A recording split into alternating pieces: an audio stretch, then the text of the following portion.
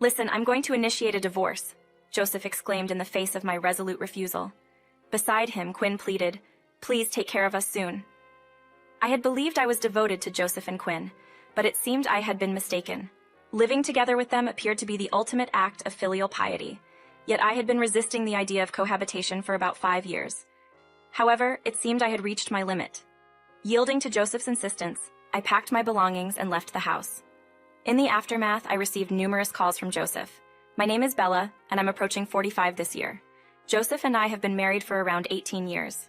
Our love was never passionate, even during our dating days. Joseph always seemed indifferent to romance, and I didn't perceive much interest from him in that regard. We have a child who has already moved out, leaving just Joseph and me in the house.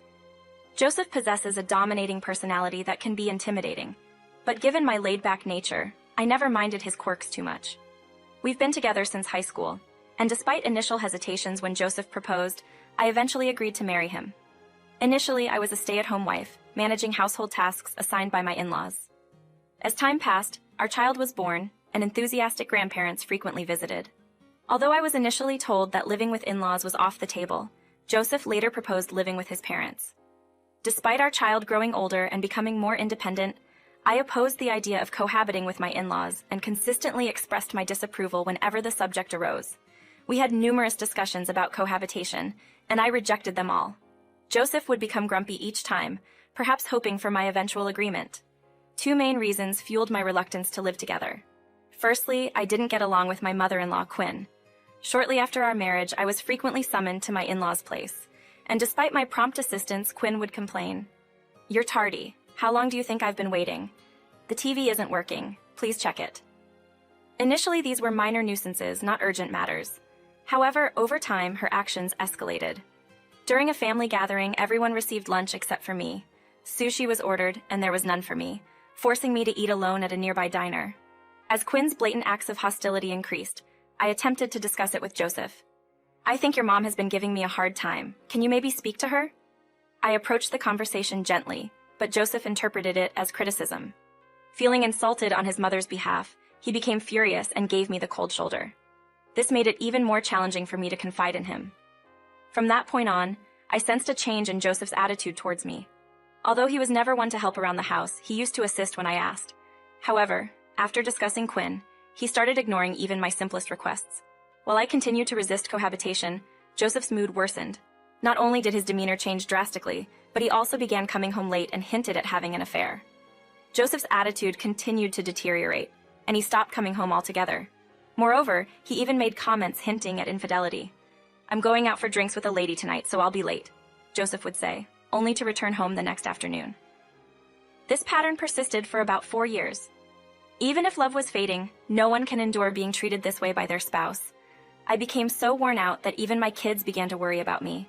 Friends commented, "You look thin, more worn out. You should eat properly and get some rest."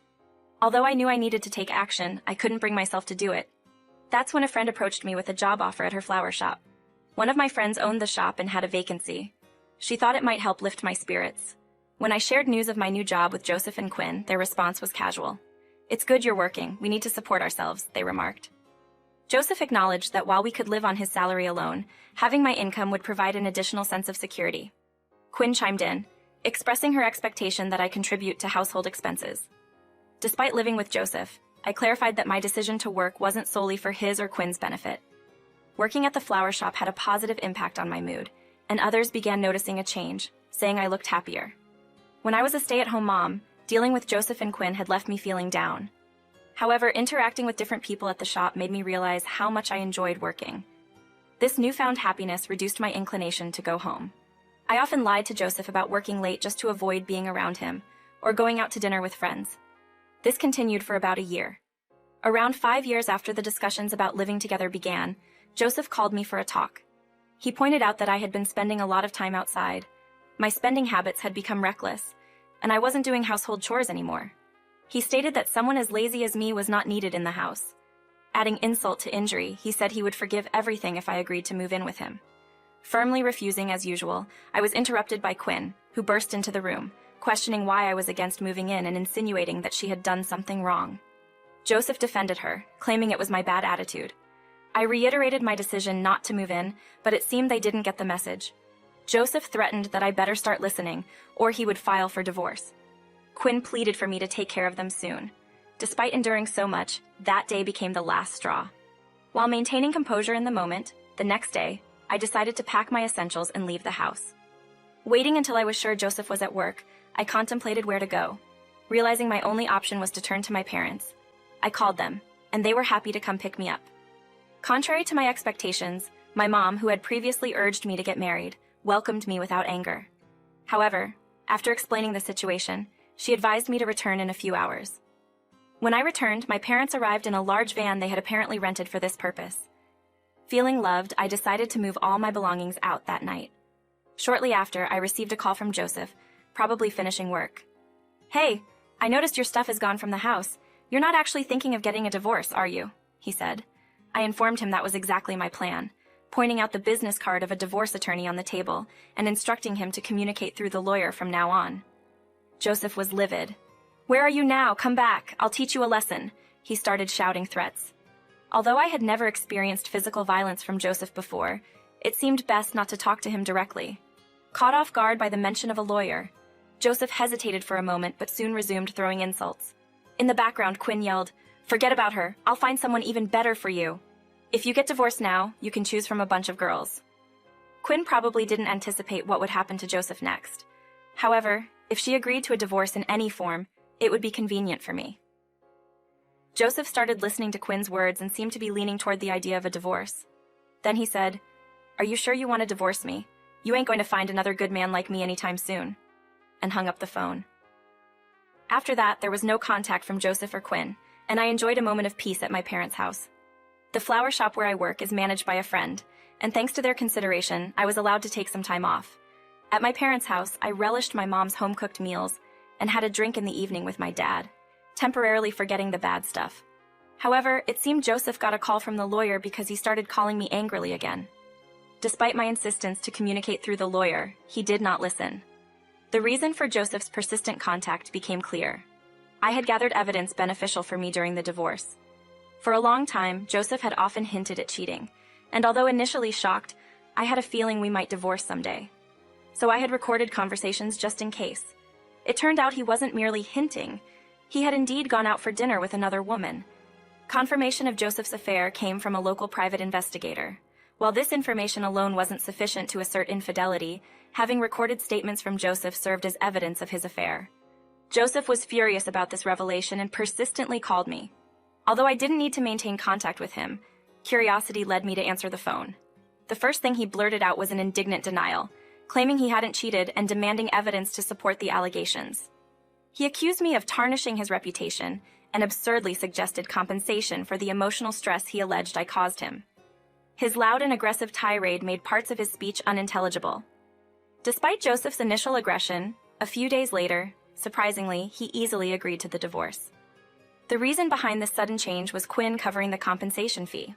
I was taken aback that Quinn had that kind of money, but if it facilitated the divorce, I didn't object. I decided to accept Joseph's offer, and after consulting with my attorney, we slightly reduced the compensation amount. It's common to initially ask for more and then negotiate a lower amount later to facilitate acceptance by the other party.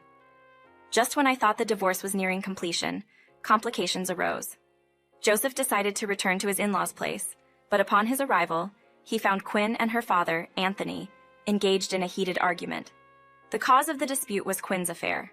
Joseph received an earful from Anthony, who accused them both of letting their hearts be stolen by someone else. Anthony, fed up, demanded they leave. In response, Quinn defiantly denied the allegations, claiming she hadn't cheated.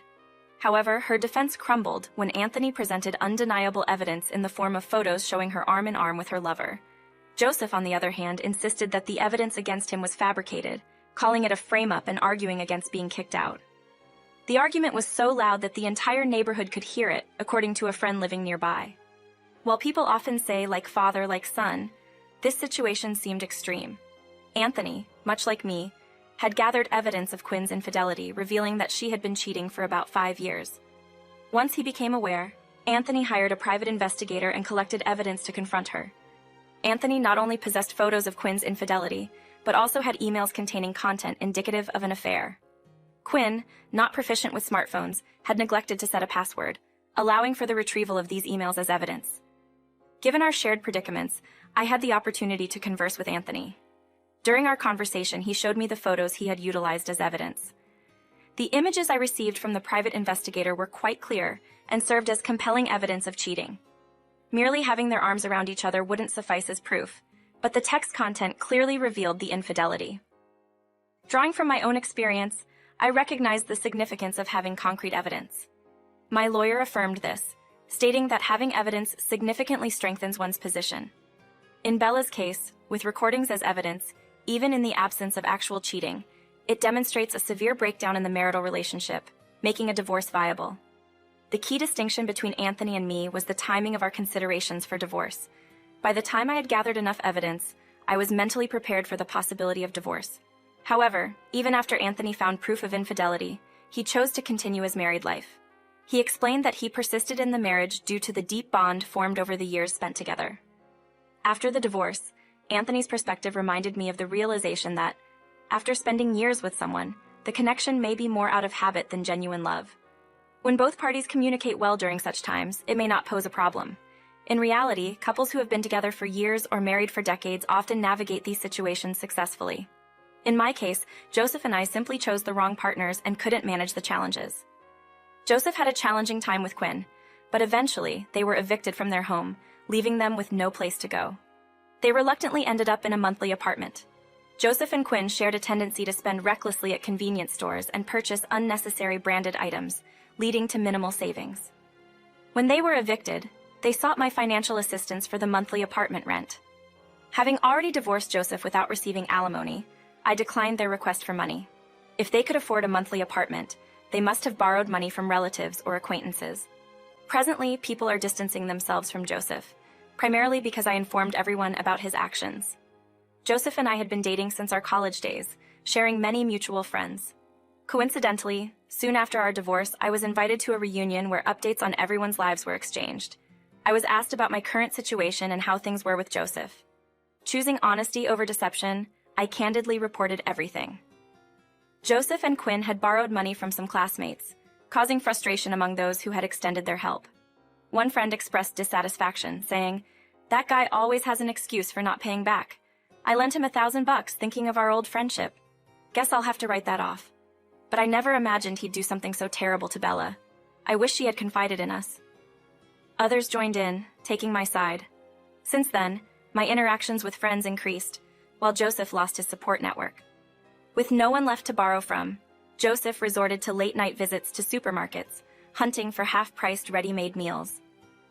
I became aware of Joseph's late-night supermarket visits when I encountered him just before closing time. In the deli section, Joseph paced back and forth, waiting for the half-price stickers to be applied. When the stickers were finally affixed, he headed to the cashier. But it appeared he didn't have enough money, even with the discount. Frustrated, he demanded a slight discount, threatening to complain when the cashier refused. Storming out of the store, he continued arguing with someone outside, later revealed to be Quinn. Their conversation indicated they were struggling even to afford food that day. Trying not to be noticed, I left the supermarket. After finalizing my divorce with Joseph, I decided to re-enter the workforce. To my surprise, I found a company willing to hire me on a contract basis despite my age. Determined to work hard, I aimed to give back to this company. Despite initially doubting my aptitude for work, I embraced challenges and received positive feedback. Though most managers in my department were younger, their thorough training helped me develop my skills.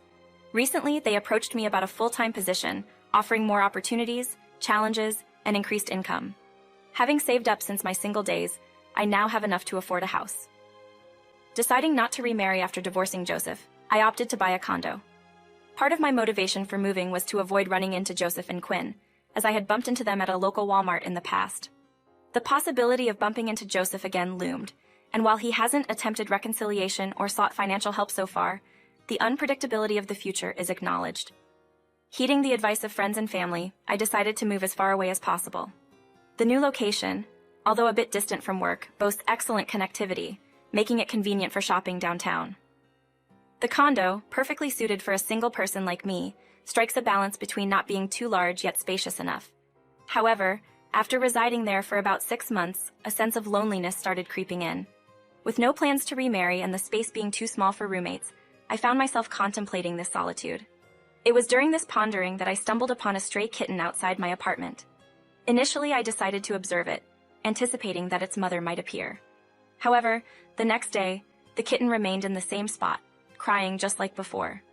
With winter approaching and unable to bear the thought of it freezing outside, I consulted with my building manager and made the decision to adopt the kitten.